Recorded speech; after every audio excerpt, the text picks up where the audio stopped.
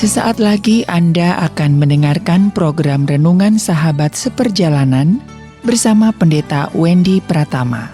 Selamat mendengarkan.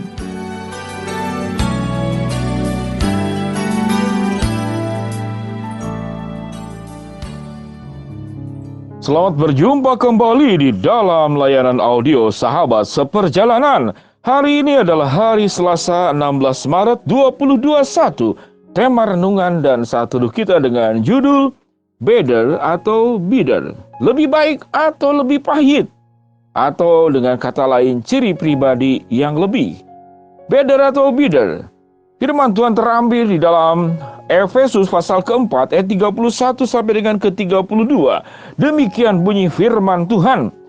Segala kepahitan, kemarahan, pertikaian dan fitnah hendaklah dibuang dari antara kamu. Demikian pula segala kejahatan. Tetapi hendaklah kamu ramah seorang terhadap yang lain, penuh dengan kasih mesra dan saling mengampuni, sebagaimana Allah di dalam Kristus telah mengampuni kamu. Mari kita berdoa. Bapa yang di dalam sorga, bahwa kehidupan kami menjadi lebih baik atau lebih pahit, menjadi better atau bitter, itu sangat tergantung sikap kami sendiri, bagaimana mencerna, mengolah setiap pengalaman hidup yang terjadi di dalam kehidupan kami. Biarlah Tuhan kami boleh belajar menjadi pribadi yang lebih baik. Di dalam nama Tuhan Yesus kami berdoa. Amin. Sahabat seperjalanan yang dikasihi Tuhan, dalam bahasa Inggris sangat baik sekali ya. Kalau better itu lebih baik, kalau bitter itu lebih pahit. Kita akan menjadi orang yang lebih baik atau menjadi lebih pahit atau menjadi lebih buruk. Itu adalah pilihan. Mari kita belajar tentang pengalaman hidup. Setiap orang punya pengalaman hidup, saudara-saudara, dengan kemudian respon yang berbeda. Misalkan, ini ada satu kasus saudara baru saja terjadi. Seorang anak yang saudara lihat di TV One masih 19 tahun. Lalu menabrak seorang pesepeda di Bundaran HI, kemudian dia kabur karena takut diamuk massa. Ini pengalaman yang tentu traumatik buat anak yang 19 tahun. Dan saya percaya, pasti dia tidak sengaja menabrak. Kalau itu hanya lecet biasa, kalau kemudian itu meninggal, lalu orang yang meninggal itu di depan mata dia, bukan ini sebuah pengalaman traumatik. Jadi artinya orang yang kaya dan mobil itu mobil mewah, bisa punya sebuah pengalaman traumatik. Jadi orang kaya punya pengalaman traumatik dengan kekayaannya, dengan mobil mewahnya. Ada orang yang punya traumatik karena justru dihina oleh orang yang membawa mobil mewah. Misalkan, ya dia dengan sengaja dia sedang jalan dan mobil mewah itu juga ditumpangi, disetir, dikendarai oleh anak yang 19 tahun, lalu dengan sengaja sebagai bentuk penghinaan dia sedang berjalan di samping, lalu tatkala ada genangan air, dengan sengaja mobil itu kemudian dikencangkan, lalu dia terciprat kotoran dari air yang tergenang di jalanan tersebut. Ini juga pengalaman. Sahabat seperjalanan, setiap kita punya pengalaman traumatik, setiap kita punya pengalaman yang buruk, setiap kita punya pengalaman masa lalu yang berbeda-beda, pengalaman ditolak, pengalaman kekurangan, pengalaman ditinggalkan, pengalaman sakit, pengalaman direndahkan, atau kemudian pengalaman dibullying, pengalaman segala sesuatu. Semua pengalaman itu pengalaman yang sama. Respon kita akan menentukan kita menjadi lebih baik atau menjadi lebih buruk. Menjadi better atau bitter, menjadi lebih baik atau lebih pahit. Itu sangat tergantung daripada kita semua. Di dalam Efesus pasal 4 ayat 31 sampai dengan 32, apa yang dikatakan di sini? Segala kepahitan, kegeraman, pertikaian dan fitnah hendaklah dibuang dari antara kamu. Jadi kepahitan hidup itu bisa menimbulkan kemarahan, bisa menimbulkan pertikaian, bisa menimbulkan fitnah. Itu kepahitan hidup. Jadi kepahitan itu sesungguhnya adalah sesuatu pilihan. Apakah pengalaman buruk itu kita akan jadikan sebuah kepahitan? Dan kepahitan itu menjadi racun dalam kehidupanmu.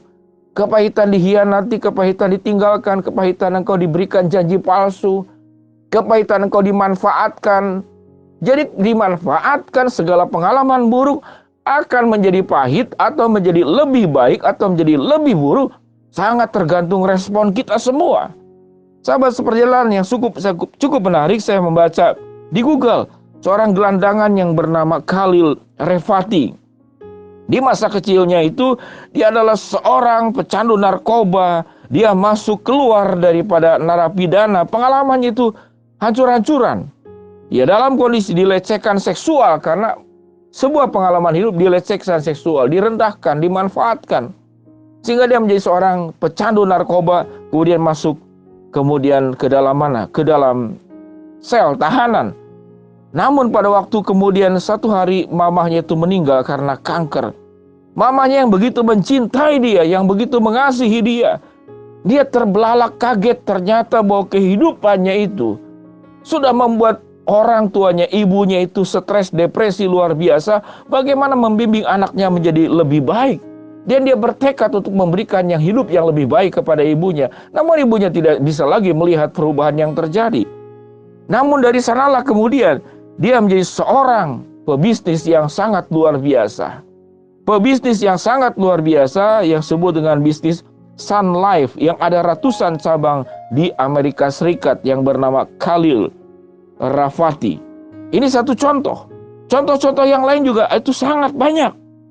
Sangat banyak kalau kita tahu dengan seorang bisnismen yang bernama Ciputra. Umur 12 tahun, waktu umur 12 tahun papanya itu dipenjara di zaman Jepang.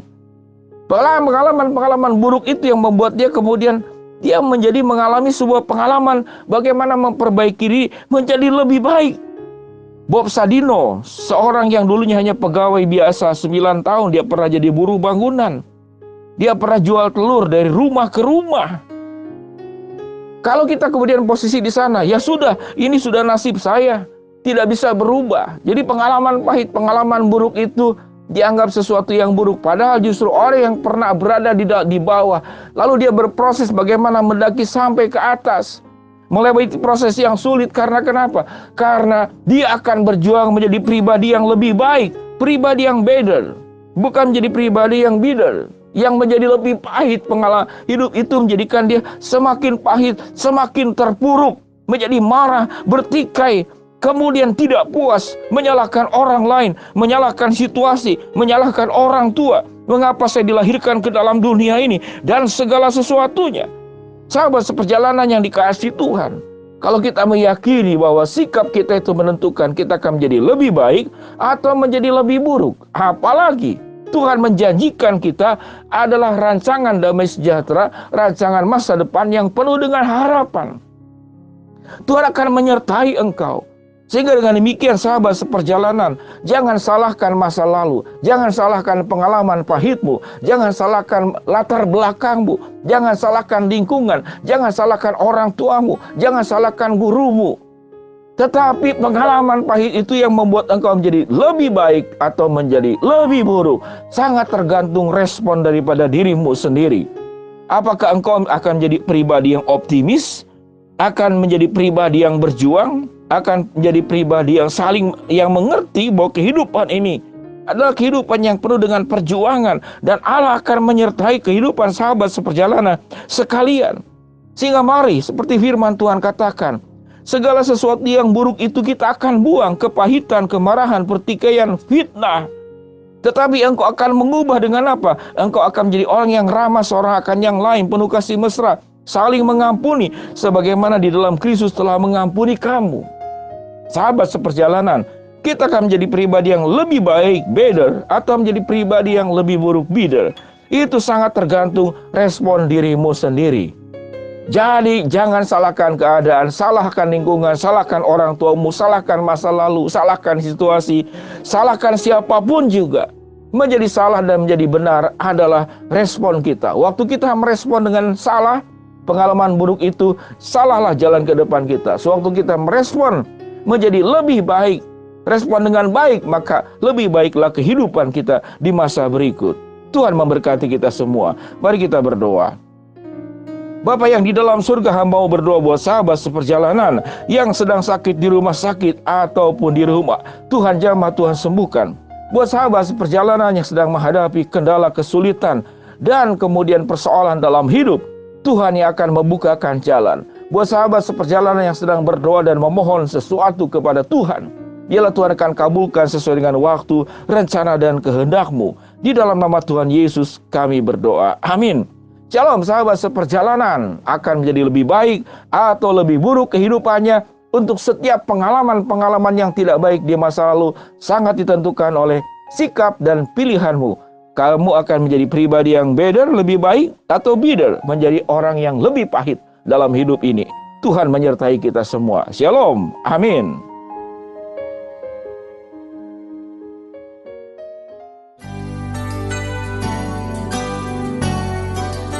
Anda baru saja mendengarkan program Renungan Sahabat Seperjalanan bersama Pendeta Wendy Pratama.